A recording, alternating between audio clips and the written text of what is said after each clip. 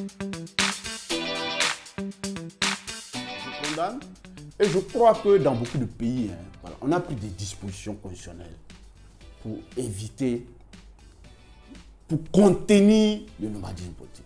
En Afrique du Sud, au Niger, voilà, en Inde, il y a des pays comme ça où on a pris des dispositions pour contenir le nomadisme.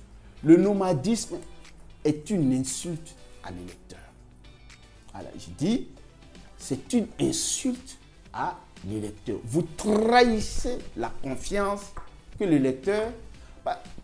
Le choix qui est fait sur votre personne n'est pas souvent éloigné du choix qui est fait sur votre parti. Voilà. Et la conséquence juridique du nomadisme, c'est qu'aujourd'hui, le mandat là, même le mandat, surtout par rapport aux parlementaires, voilà, le mandat qui apparaît comme étant un mandat non impératif, qui est un mandat non impératif, mais le nomadisme, sa conséquence, c'est qu'on peut interpréter comme si le mandat appartenait maintenant au parti politique. Voilà.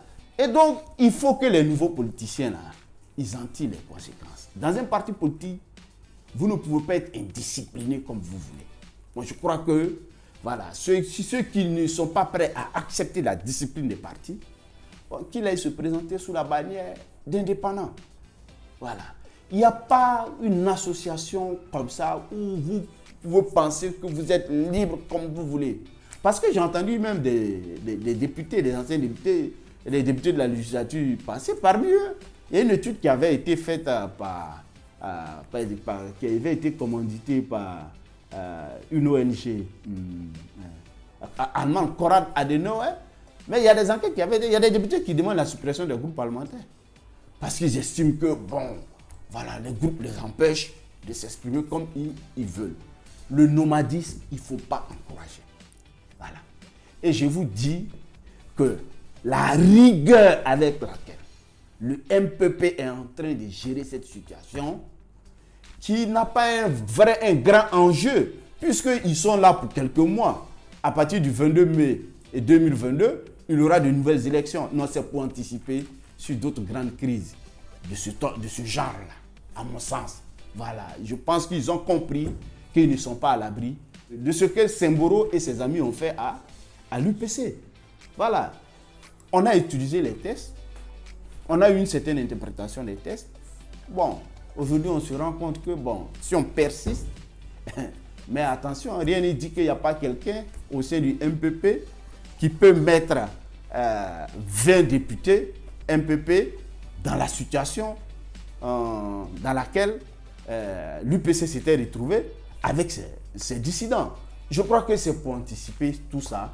De façon générale, c'est vrai, c'est dur de jouir de sa liberté d'expression dans les partis politiques, mais si vous vous engagez, il vous faut un minimum de discipline. Il vous faut un minimum de discipline. Il ne faut pas laisser prospérer le nomadisme politique. Tous les comportements qui peuvent être analysés comme étant des démissions, qui peuvent être analysés objectivement comme étant des démissions, il faut les assimiler à des démissions et les réprimer.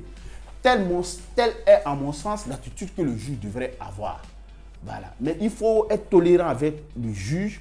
Vous savez, c'est des phénomènes nouveaux.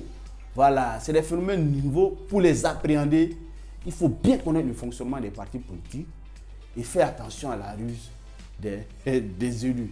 Voilà, voilà. Les tests, tout le monde peut les manipuler.